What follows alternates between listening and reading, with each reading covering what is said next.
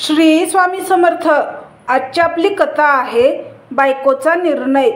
कोल्हापूर जवळच्या एका छोट्याशा गावातून शहरात आलेली सुनीता मध्यमवर्गीय पण उच्च शिक्षित, स्वभावाने शांत पण विचारांनी ठाम, आईबाबांनी प्रेमाने वाढवलेली मुलगी।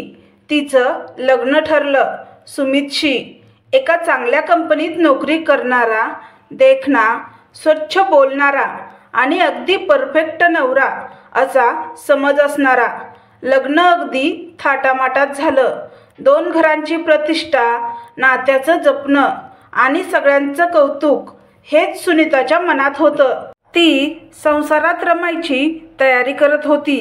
पहिल्या दिवशी सासरी आली तेव्हा सासूबाई जरा गंभीर वाटल्या, पण वडीलधाऱ्या म्हणून त्यांचं वागणंही समजून घेण्याचा प्रयत्न सुनीताने केला। सासरे मात्र शांत, समंजस वाटले। घरात एक लहान धीर, अजून कॉलेजला जातो। एकंदरीत परिवार भरलेला होता आणि सुनीताने स्वतःला त्या चौकटीत जुळवून घ्यायला सुरुवात केली। सुमित मात्र पहिल्या रात्री फारसा बोलला नाही। थकलोय सुनीता, उद्या बोलूया असं म्हणून झोपूनही गेला। सुनीताने गोंधळून त्याकडे दुर्लक्ष केलं। शेवटी लग्नाचा थकवा असेल असं मनात आलं। दिवस सरकत गेले। महिनाभर हनीमून पिरियडमधलं कौतुक, जेवण, कपडे, नवीन घर, नवे नातेवाईक आणि सुमितसोबतची नवीन नाती। पण हळूहळू एक गोष्ट जाणवू लागली। सुमित सतत फोनवर, व्हॉट्सअपवर लास्ट सीन रात्री 2-3चं। घरी आल्यावर थोडा वेळ तिच्यासोबत, उरलेला वेळ फोन, लॅपटॉप किंवा काहीतरी काम। तुझं ऑफिस इतकं ताणतं का तुम्हाला? एकदा सुनीताने सहज विचारलं। क्लायंट अमेरिकेत आहेत ना, टाईम झोन वेगळा आहे, तुला काय कळणार, तो म्हणाला। सुनीताचं मन दुखावलं। ती MBA केली होती। ऑफिसचा ताण काय असतो ते तिलाही माहिती होतं, पण तिनं पुन्हा काही बोललं नाही। एक दिवस रात्री सुमित बाथरूममध्ये असताना त्याचा फोन टेबलावर वाजला। रुचा कॉलिंग असा स्क्रीनवर झळकत होतं। तिने दुर्लक्ष केलं, पण पुन्हा येणारे कॉल्स, रात्री उशिरा येणं, बिनधास्त वागणं याने तिच्या मनात प्रश्न उभे राहिले। तिने एका संध्याकाळी त्याला थेट विचारलं, सुमित, तू काही लपवत आहेस का? खरं खरं सांग, मी ऐकेन, समजून घेईन, पण खोटं सांगू नको। तो हसून म्हणाला, अगं तुझं डोकं फिरलंय का?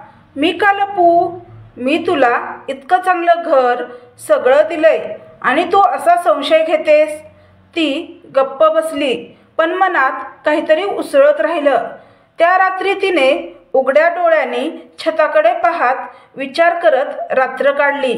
पुढच्या काही दिवसात तिने त्याच्या फोनवर काही मेसेज पाहिले, प्रेमाचे इमोजी, मिस यू, लवकर भेटू वगैरे।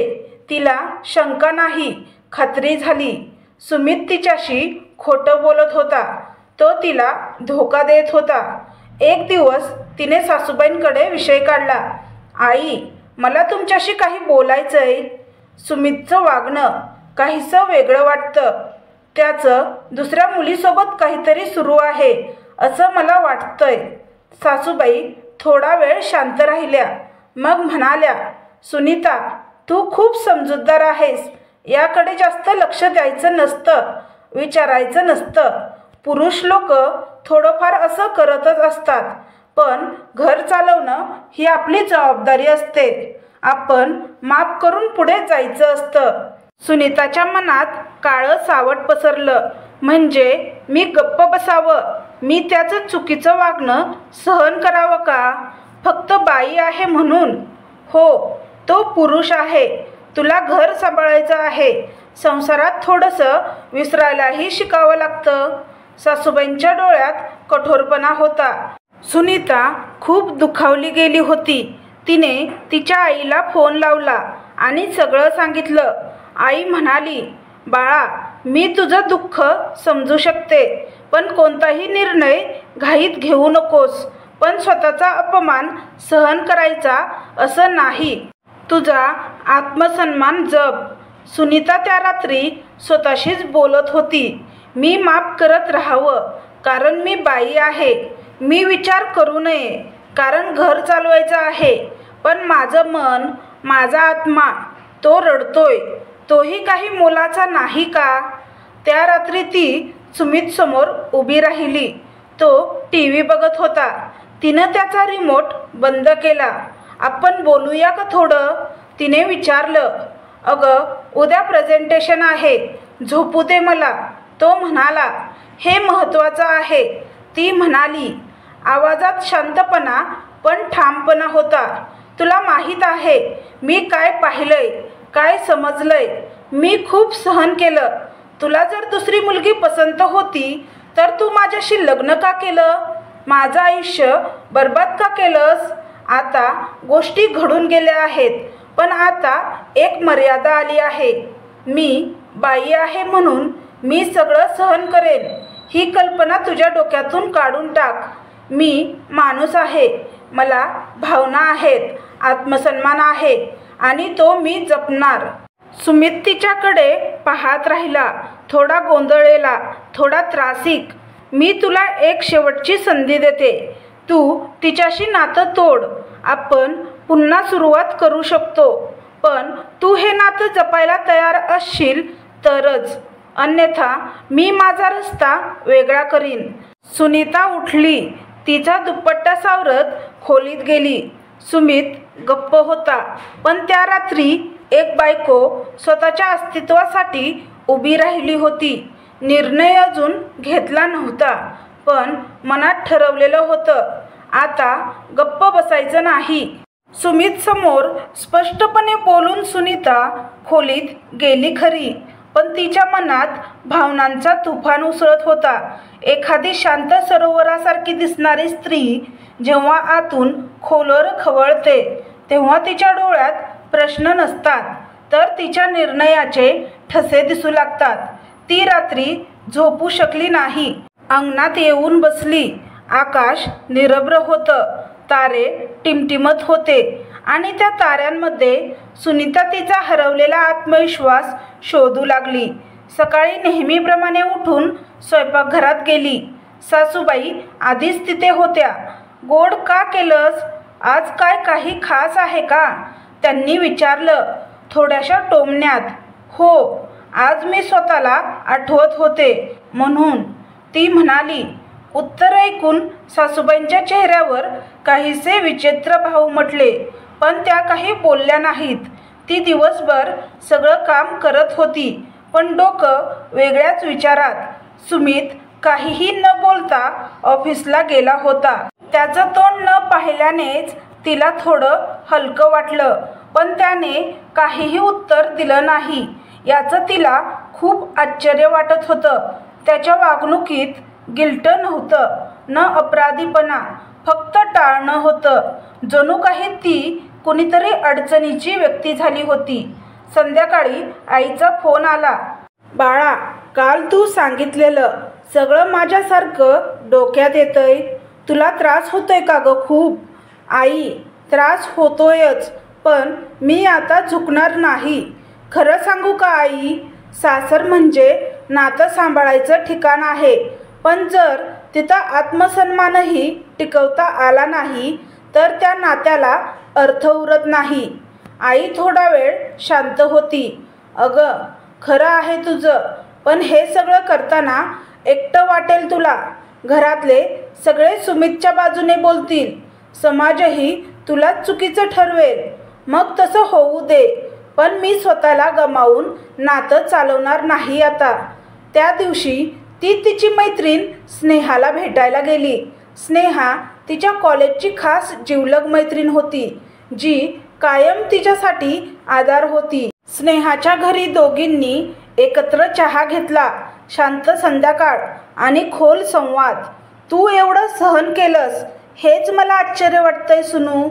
तू तर कधी न थांबणारी, लढणारी मुलगी होतीस.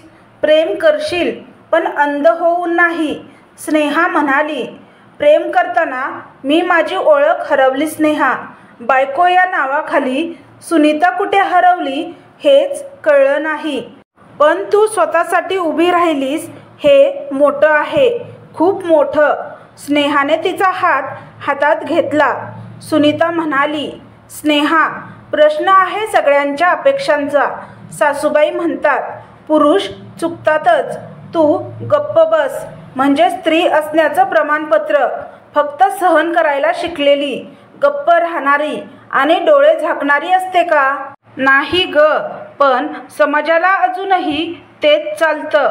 स्त्रीचा आवाज त्यांना अस्वस्थ करतो. सुनीता स्नेहाच्या खांद्यावर डोकं ठेवून रडली.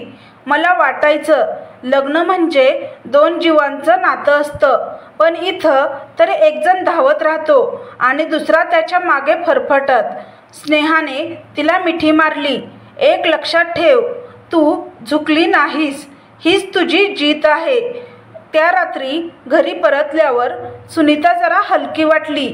पण मनात अजूनही चिंता होती. समाज काय म्हणेन, आईबाबांना काय वाटेल, सासरच्यांची बोलणी आणि सुमितचं न वळून पाहणं.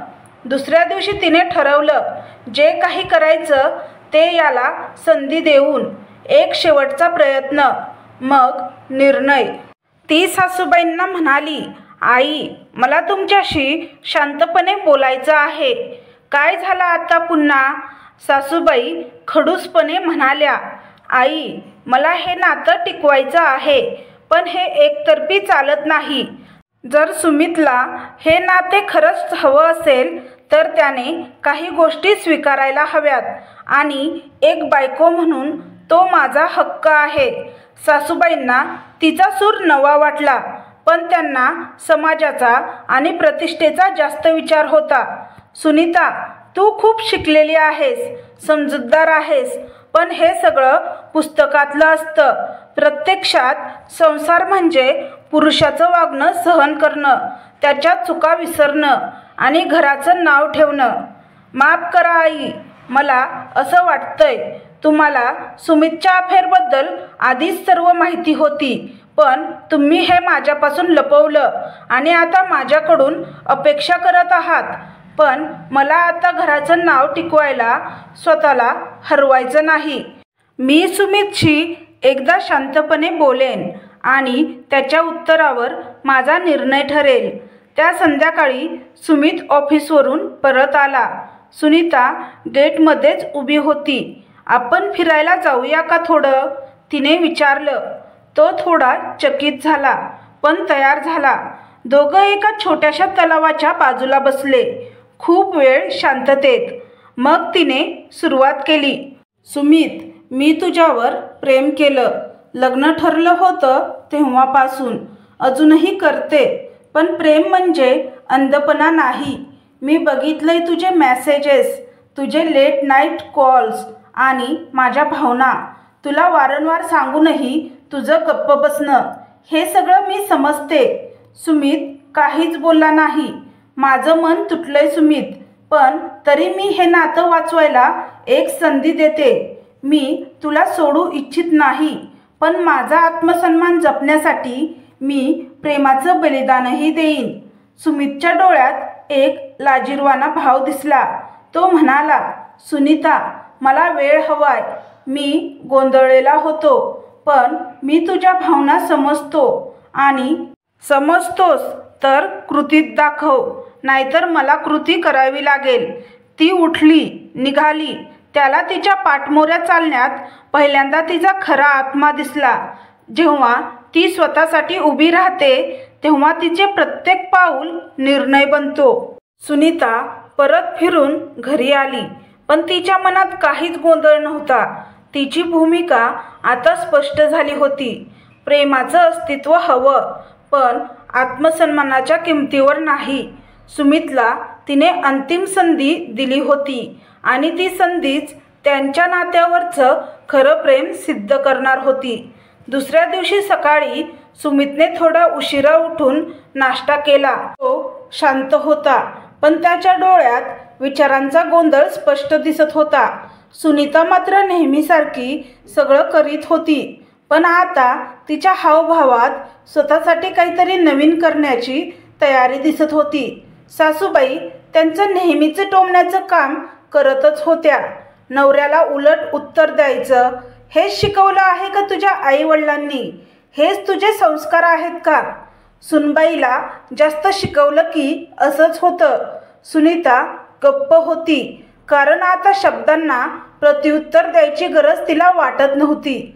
तिचा प्रत्येक विचार आता कृतीत बदलायचा होता. त्या दिवशी ती एक निर्णय घेते. जॉब शोधायला सुरुवात करायची. कॉलेजच्या काळात सुनीता एक हुशार विद्यार्थिनी होती.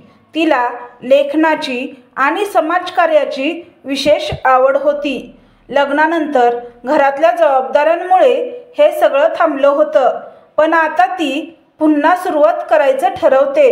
ती ऑनलाईन प्लॅटफॉर्मवर काही NGO आणि कॉन्टेंट रायटिंग जॉब शोधते. तिला एका महिला सक्षमीकरणावर काम करणाऱ्या संस्थेचे काम आवडतं. ती तिथे अर्ज करते. 2 दिवसातच इंटरव्ह्यू कॉल येतो. तिचा आत्मविश्वास अजून वाढतो. सुमित हे सगळं पाहत असतो, पण काही न बोलता.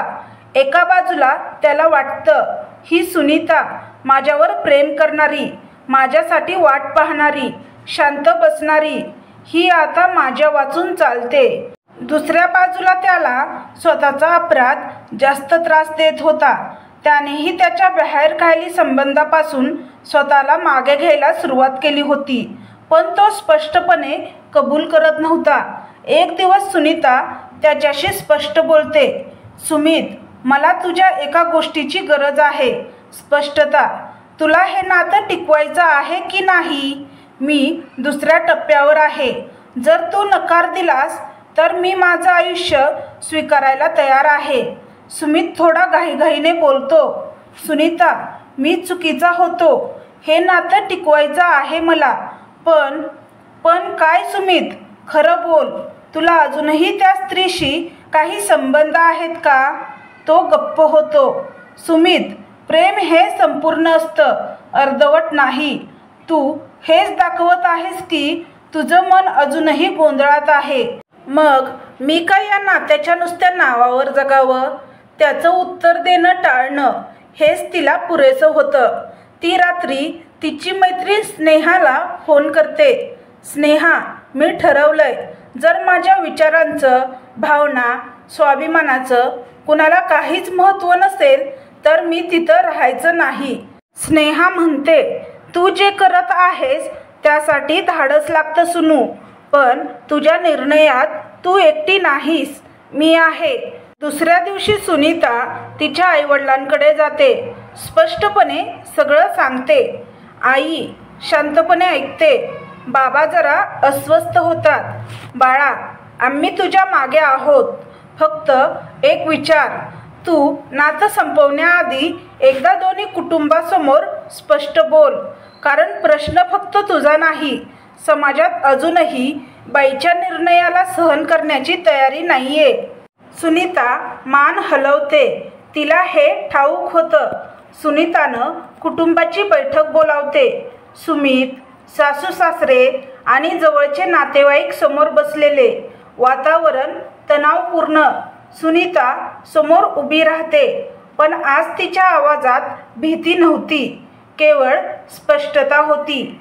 माझा निर्णय कुणाला दुखवायचा नाही, पण मी आता स्वतःच्या अस्तित्वासाठी उभी राहते आहे.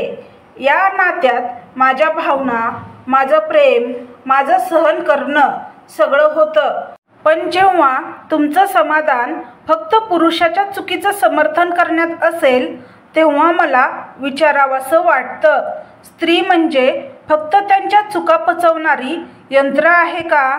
मी जेव्हा सुमितच्या बाहेरखाली वागणुकीविषयी बोलले तेव्हा कुणीही त्याला काही विचारलं नाही. उलट मलाच गप्प बस म्हटलं गेलं. आज मी सांगते, मी गप्प बसणार नाही. सुमित जर हे नातं पुन्हा सन्मानाने स्वीकारेल, माझ्या भावनांचं महत्त्व मानेल तर मी थांबेन, नाहीतर मी माझा स्वतंत्र मार्ग स्वीकारेन. सगळ्यांत शांतता पसरते. सासूबाईंचा चेहरा प्रश्नांनी भरलेला. सुमित मान खाली घालतो. सुमित उठतो. माफ कर सुनीता, मला वेळ लागला हे समजायला की प्रेमात विश्वास हवा असतो. मी तुला न दुखवता जगू शकलो असतो, पण मी तुझ्या प्रेमाला गृहीत धरलं. मी एक संधी मागतो, पुन्हा सगळं सुरुवात करण्याची, तुला पुन्हा प्रेमाने जिंकण्याची. सुनीता त्याच्याकडे पाहते, डोळ्यात पाणी.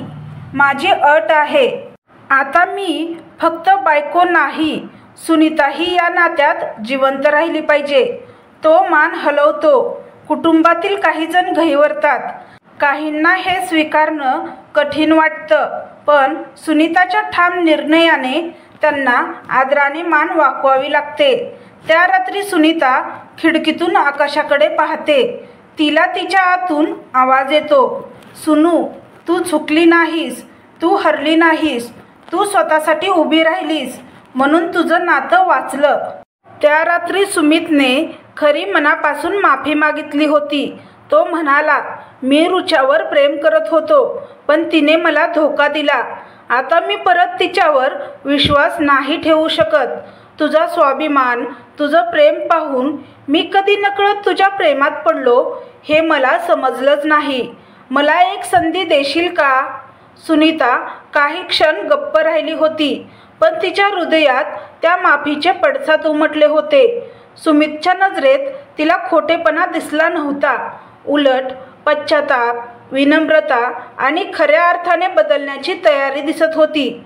पण सुनीताने मनाशी ठरवलं होतं, आता प्रत्येक पायरीवर सन्मान हा आधार असेल. नातं ठेवायचं तर तो मूलभूत अट असेल. पुढच्या दिवसाची सुरुवात नवा सूर घेऊन झाली. सुमितने स्वतःहून मदतीचा हात पुढे केला. घरातील काही जबाबदाऱ्या त्याने उचलायला सुरुवात केली. पहिल्यांदा सासूबाईंचं ऐकणं बंद केलं. सासूबाई जेव्हा म्हणाल्या बायकांनीच घर पाहायचं असतं, तेव्हा तो म्हणाला, आई, हे 1980 नाही, आता दोघांनी मिळून संसार चालवायचा असतो. सुनीता ही माणूस आहे, मशीन नाही. सासूबाईंसाठी हे धक्कादायक होतं, पण त्यांनीही हळूहळू गप्प राहणं स्वीकारलं. सुनीताचं कामही सुरू झालं. तिला एका NGOमध्ये वुमन काउन्सिलिंग आणि हेल्पलाईनमध्ये काम मिळालं. तिच्या अनुभवामुळे आणि बोलण्याच्या समजूतदारपणामुळे तिला तिथं फार आदर मिळाला. अनेक महिला तिच्याकडे आपल्या अडचणी घेऊन यायला लागल्या. तिच्या आयुष्यात आता एक नवा आत्मविश्वास आलेला होता. मी कोणीतरी आहे याची जाणीव. सुमितही तिच्या कामात रस घेऊ लागला. एकदा त्याने तिला विचारलं, तू रोज तक्रारी ऐकतेस, तक्रारी करणाऱ्या स्त्रियांचं दुःख तुला त्रास नाही होतो का? सुनीताने स्मित करत उत्तर दिलं, होतो, पण त्या प्रत्येकाच्या डोळ्यात मी पूर्वीची सुनीता पाहते आणि मग त्यांना न्याय मिळवून द्यावं वाटतं. त्याच दिवशी सुमितने तिला एक नोटबुक दिलं. त्यावर लिहिलं होतं, सुनीताचे शब्द, इतरांसाठी आशेचे किरण. तो म्हणाला, तू तुझ्या अनुभवावर आधारित लेख लिही, तुला वाचणारे हजारो असतील. सुनीताचं मन भरून आलं. ती शांतपणे म्हणाली, माझं नातं सावरायला तुझ्या या एका कृतीची गरज होती. सासू सासऱ्यांचं वर्तनही बदलू लागलं. सासूबाई सुरुवातीला थोड्या नाराज होत्या, पण एक दिवस त्यांना 5-50 वर्षाच्या मैत्रिणीने त्यांना म्हटलं, तुमच्या सुनबाईवर खूप प्रेम आहे गावात, ती खूप चांगलं काम करते. त्या क्षणी पहिल्यांदाच त्यांना आपल्या सुनबाईचा अभिमान वाटला. त्याच रात्री त्यांनी सुनीताशी मोकळेपणाने बोलण्याचा प्रयत्न केला. सुनबाई, मी कदाचित चुकीचं बोलत गेले, पण आता तुझं काम बघून मन भरून येतं. मी कधीच नाही म्हटलं की तू मोठं काही करू शकतेस.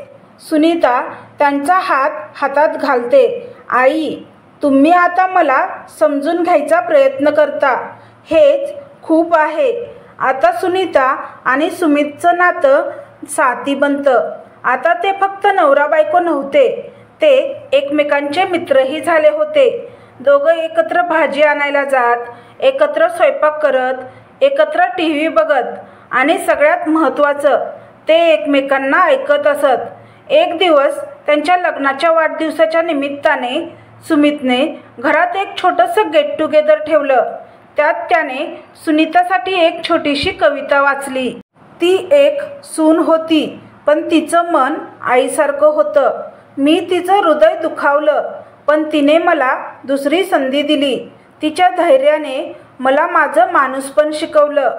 म्हणून आज मी नव्याने जगतोय तिच्यासाठी, तिच्यासोबत. सगळ्या नातेवाईकांच्या डोळ्यात पाणी आलं.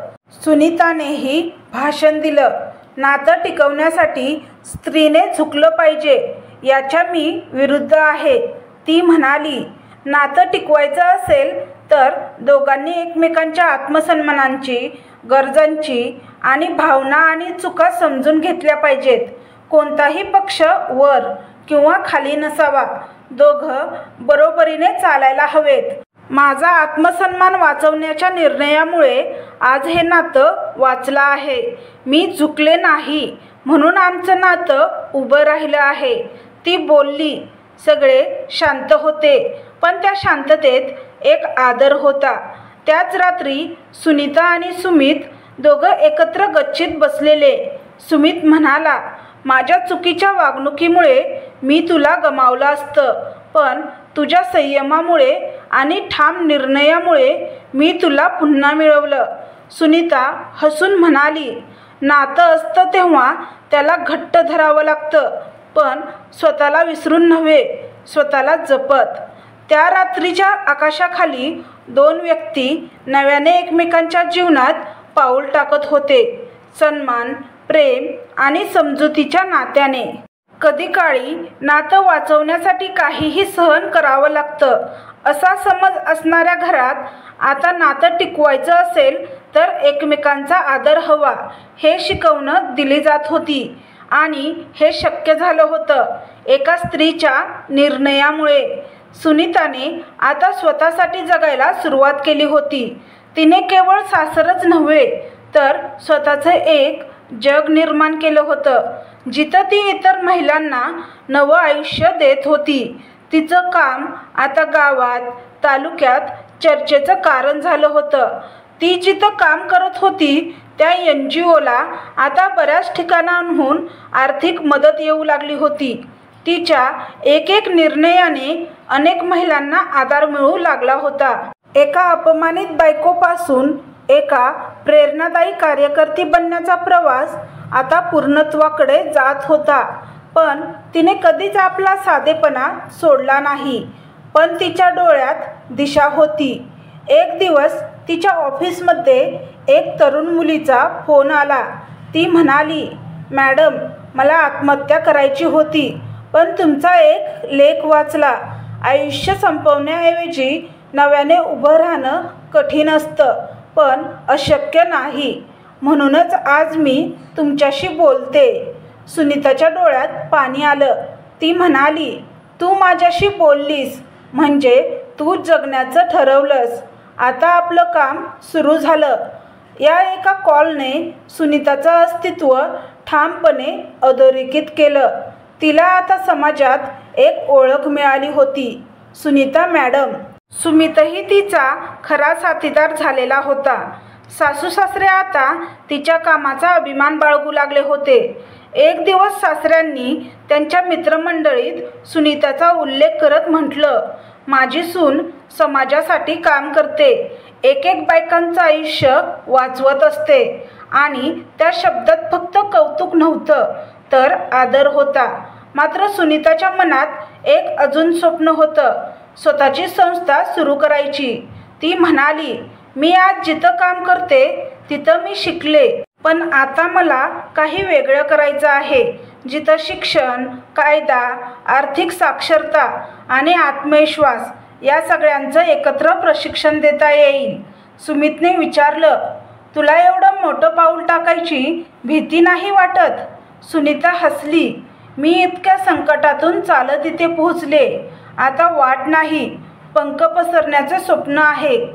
तिनं तिच्या नव्या संस्थेचं नाव ठेवलं निर्णय. कारण जेव्हा एखादी बाई निर्णय घेते तेव्हाच तिचं आयुष्य खरं बदलतं. ही तिची भूमिका होती. त्याच नावाखाली एक लहान ऑफिस सुरू झालं. पण महिन्याभरातच अनेकांनी संपर्क साधला. तिच्या नेटवर्कमधले वकील, मानसशास्त्रज्ञ, महिला उद्योजिका यांचं सहकार्य मिळालं. एका दिवशी एक महिला तिच्या ऑफिसमध्ये आली. वय अंदाजे 45. तिने सुनीताच्या पायांवर डोकं ठेवलं आणि रडत म्हणाली, मी 20 वर्ष सहन केलं, पण तुमचा एक व्हिडिओ पाहिला आणि ठरवलं, आता नाही. मी मुलांबरोबर वेगळी राहते. माझं आयुष्य नव्याने सुरू करणार. सुनीताने तिला हातात धरलं. तुम्हाला उशीर झाला असं वाटतं का? ती महिला म्हणाली, नाही, कारण स्वतःसाठी जगायची वेळ कधीच उशीर होत नाही. सुनीताच्या डोळ्यात चमक होती, कारण ही तीच होती काही वर्षापूर्वी. सुनीता आता समाजात, कुटुंबात आणि स्वतःच्या आयुष्यात एक आदर्श व्यक्ती बनली होती. पण तिच्या यशाचं गमक तिचं धैर्य, स्वतःवरचा विश्वास आणि बदल घडवण्याची जिद्द हे होतं. तिने एका भाषणात सांगितलं, मी एक सुनबाई होते, मी एक बायको होते. घरात सगळं सहन करायचं हे शिकवलं गेलं होतं. पण मी एक दिवस स्वतःला विचारलं, माझं अस्तित्व केवळ कोणाची बायको, सून म्हणून आहे का? त्या दिवशी मी ठरवलं की मी निर्णय घेईन आणि त्या निर्णयामुळेच मी आज इथं आहे.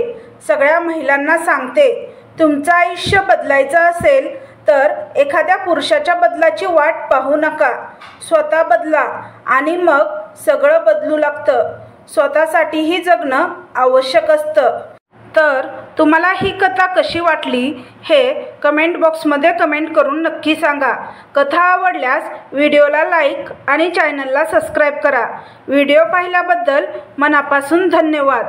श्री स्वामी समर्थ.